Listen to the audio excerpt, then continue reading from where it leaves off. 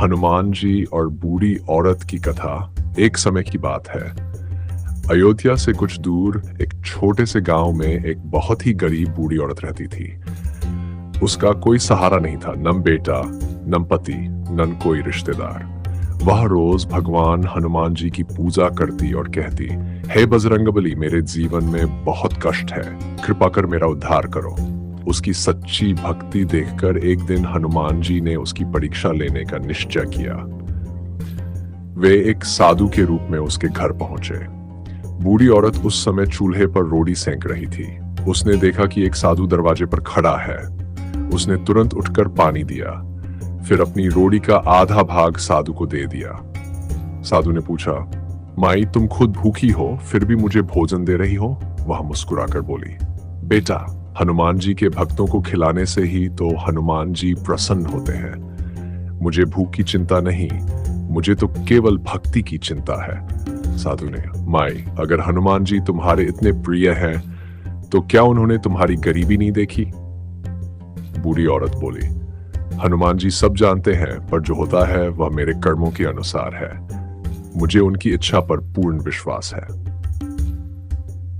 यह सुनकर हनुमान जी अत्यंत प्रसन्न हुए। उन्होंने अपना असली रूप दिखाया। चमकदार लाल शरीर, गदा हाथ में और आंखों में तेज देखकर बूढ़ी औरत के आंसू निकल आए। वह रोते हुए उनके चरणों में गिर गई। हनुमान जी ने कहा, माई, तुम्हारी भक्ति ने मुझे यहां बुलाया है, मांगो क्या वर चाहती हो। वह बोली, मुझे कुछ नहीं चाहिए प्रभु, बस इतना आशीर्वाद दीजिए कि मेरे मन में हमेशा आपका नाम बना रहे। हनुमान जी मुस्कुराए और बोले, तुम सच में महान भक्त हो, फिर भी तुम्हारे घर में अब कभी अभाव नहीं रहेगा।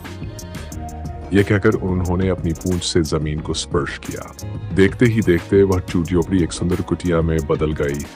अनाज के बर्तन भर गए और दीपक अपने आप जल उठा। बूढ़ी औरत की आंखों में आंसू आ गए। वह बोली, प्रभु, मैंने तो केवल आपका नाम चाहा था, यह सब क्यों दिया? हनुमान जी बोले, सच्चे भक्त को कभी किसी चीज की कमी नहीं रहती। तुमने मुझे सच्चे मन से पुकारा है, इसलिए यह सब तुम्हारे भक्ति का फल है। इसके बाद हनुमान जी अदृश्य हो गए। बूढ़ी औरत हर दिन उसी तरह पूजा करती रही, पर अब वह भोजन और वस्त्र जरूरतमंदों में बांटने लगी। वह कहती, जो देता है वही सच्चा भक्त होता है। धीरे धीरे उसका गांव भी समृद्ध हो गया।